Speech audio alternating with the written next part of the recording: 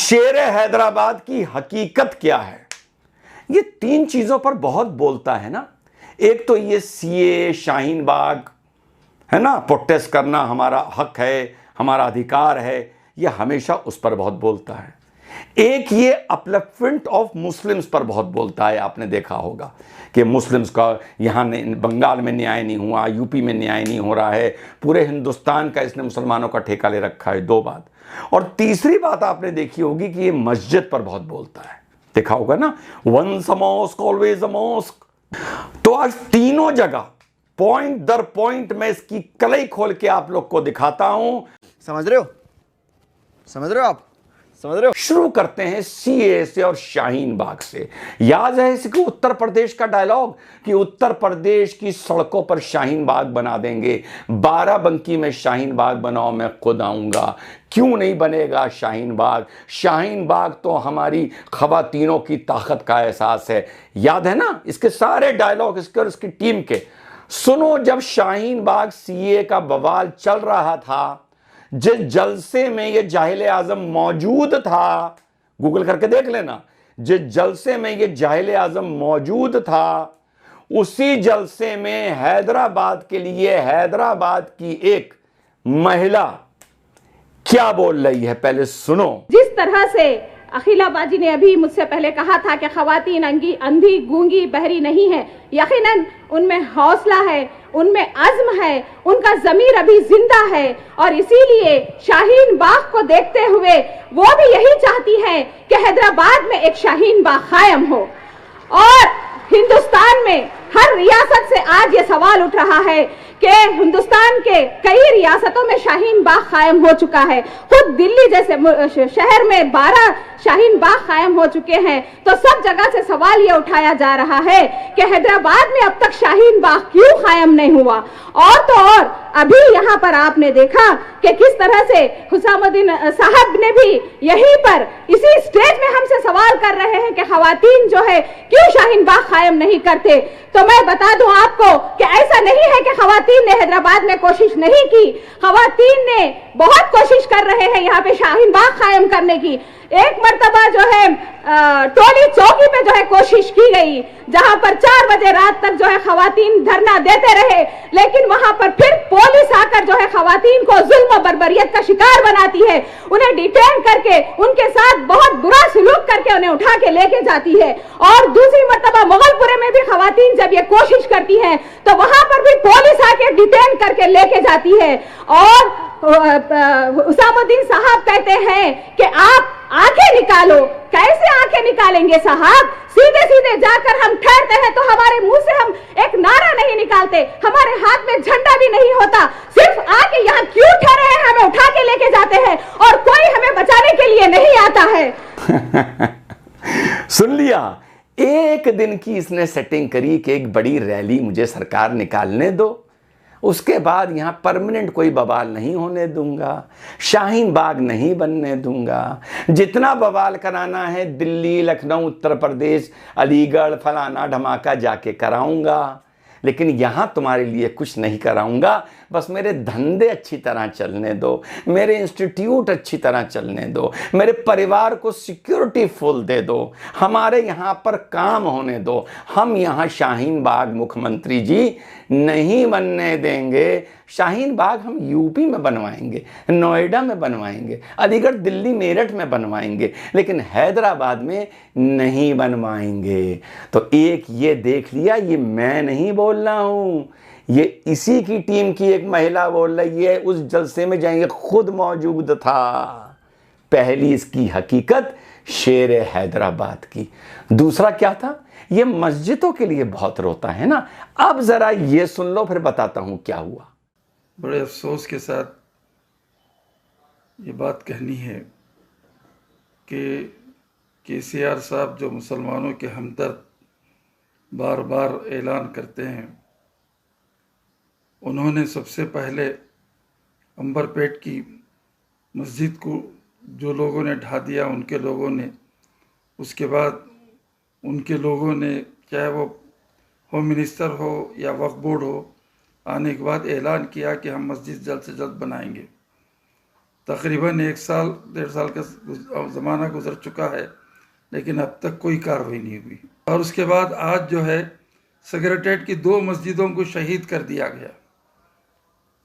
बड़े अफसोस के साथ एक बात कहना चाहते हैं हम कि जो सिर्फ जो है ना केसीआर जो मुसलमानों के जो हमदर्द के खोखली दावा करते हैं कि यही चीज़ है कि हमारे मस्जिदों को शहीद करना, और जिसने मस्जिद को ढाया उसके जो है फोटो जो है ना लगाना हर जगह। वाह केसीआर, हमारे 2 मस्जिदें तोड़े, इससे पहले 1 साल पहले एक खाना भी तोड़े, 3 मस्जिदें तोड़ने वाले चैंपियन, 3 मस्जिदें तोड़ने वाले चैंपियन, मुबारकबाद दे रहे। शर्म आना चाहिए आप लोग। सुन लिया, चौंक गए। आज से 2 साल 1.5 साल पहले सेक्रेटेरिएट तेलंगाना का रेनोवेशन हो रहा था वास्तुशास्त्र के हिसाब से।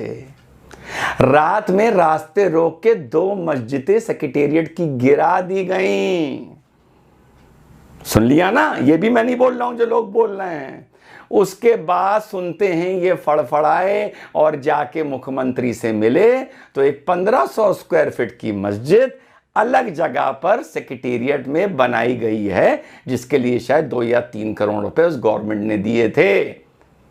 2 मस्जिदें सेक्रेटेरिएट में, और उससे पहले एक उसी हैदराबाद में widening of the road master plan के लिए एक और मस्जिद गिराई गई थी। ये तीनों जगह चुप रहा, और सेक्रेटेरिएट जहां पर इसका छोटा भाई विधायक है, विधानमंडल दल में है, वहां का नेता है लोकल, उसके होते हुए और इस सांसद के होते हुए, और ये जब वो रात को मस्जिदें गिराई जा रही थीं, ये वैसे ही सोता रहा। अगर ये मस्जिदें गिराई जा रही थीं और इसकी नॉलेज में था, तब भी इसे हुसैन सागर में जाके डूब के मर जाना चाहिए। और अगर मस्जिदें गिराई जा रही थीं और इसकी नॉलेज में नहीं था, तब भी इसे हुसैन सागर में जाके डूब के मर जाना चाहिए। तो ये अपने दक्षिण भारत में, अपने हैदराबाद में ना कमबख्त मस्जिद की लड़ाई लड़ता है और ना ये शाहीन बाग सीए की लड़ाई लड़ता है, ये सारा उत्तर भारत आके लड़ाई लड़ता है। और तीसरी बात ये क्या कहता है, रोज़गार नहीं मिला, एम्प्लॉयमेंट नहीं मिला, पूरे हिंदुस्तान में मुसलमान को जगाना है, पूरे हिंदुस्तान का वक्त आ गया है, मुसलमान अपना एक मुस्लिम लीडर चुन ले, आओ मेरे कंधे पर बैठ जाओ, मैं तुम्हें नेता बनाऊंगा वगैरह वगैरह ना। अभी वैसे इसने एक वीडियो में बोला है, चाहे मुझे कुत्ता मान लो, चाहे मुझे चपरासी मान लो। घर की हिफाजत या तो कुत्ता करता है या चपरासी करता है, तो कम से कम मजलिस इत्तेहादुल मुस्लिमीन को इन दोनों में से एक तो बना लो आप। मान लो तो चपरासी तो अच्छा नहीं लगता, मैंने कुत्ता मान लिया, अभी बोला है इस ईद के दिन। तो तीसरा ये क्या बोलता है, मुद्दे पर आते हैं कि मुसलमानों को पूरे देश में बढ़ा दूंगा। सुनो, अपने तेलंगाना जहां इसके दादा ने राजनीति करी, जहां इसके अब्बा ने राजनीति करी, जहां ये राजनीति कर रहा है, जहां का ये दम भरता है, वहां के बारे में ये जाहिल खुद क्या बोल रहा है, सुनो। तेलंगाना के मुसलमानों में गरीबी बढ़ रही है। तेलंगाना के मुसलमानों में जो हुकूमत के एम्प्लॉयमेंट का रेट है वो सिर्फ 4%, और तेलंगाना के देही इलाकों में रहने वाले मुसलमानों के पास ज़मीनात बहुत कम हैं। तेलंगाना में मुसलमानों के पास जो ज़ाती घर हैं वो सिर्फ 57% है, और इसीलिए इन तमाम चीज़ों को अगर आप देखेंगे तो खवानगी का तनासुब लिटरेसी रेट हमारे रियासत तेलंगाना में 77% है और 67% है, और मुसलमानों का लिटरेसी रेट 77% है। तो अक्सर फ़िरक़ा परस्त तंजीमें बार बार ये इसरार करती हैं, भाई आपका 77% लिटरेसी रेट है और स्टेट का 67% है, मगर ये ऐसा नहीं है। अभी आपके सामने डेटा बताया गया कि कैसे मुसलमान बच्चे जब प्राइमरी स्कूल में शरीक होते हैं, जब हायर स्कूल में आते हैं, 10th में आते हैं, वो परसेंटेज गिरता है, फिर इंटर में आते हैं वो परसेंटेज गिरता है, और फिर जब ग्रेजुएशन करने जाते हैं तो उसका और परसेंटेज गिरता है। मुझे यहाँ पर अमिताभ कुंडू साहब की रिपोर्ट के वो सफ़ा याद आता है, 104 सफ़ा नंबर था कुंडू साहब की रिपोर्ट का, जिसमें आमिर भाई भी शामिल थे, जिसमें कुंडू साहब ने रिपोर्ट जो मोदी सरकार को दी उसमें कहा कि मुसलमानों में ड्रॉप आउट रेट की अहम वजह यह है कि मुसलमानों के पास अपने बच्चों को पढ़ाने के लिए पैसे नहीं है। सुना, 4% गवर्नमेंट जॉब में तेलंगाना में मुसलमान हैं। और गुजरात में कितने हैं जरा गूगल करके पता कर ला लेना, होमवर्क दे रहा हूं। और 55% हैदराबाद का मुसलमान गरीबी रेखा के नीचे है।